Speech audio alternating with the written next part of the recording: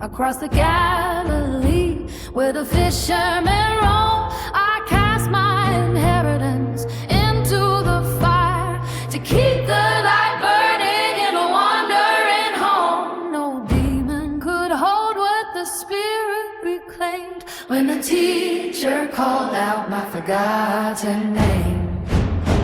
I walked where the shadows were heavy and long, while brothers disputed who belonged at his side. They measured the kingdom by customs and laws, but I fed the hunger and tended the pride. The silver and gold from my family chest was laid at the feet of the weary and blessed.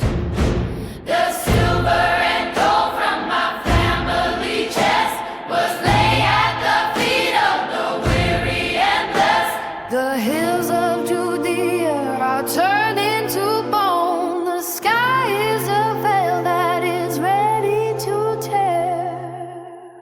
I stand at the boundary entirely alone, with the scent of the nard still thick in my hair.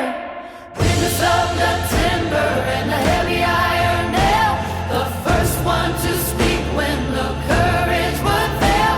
Beyond the stone portal where the silence was kept, I found the hall space where the holiness slept. A daughter of courage in a world made of stone, proclaiming the glory that the vision has shown.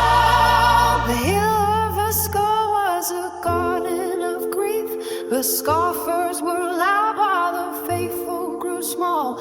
I watched every breath like a flickering leaf until the great darkness descended on all. A mother stood weeping, but I held the gaze of the one who had guided my soul through the days.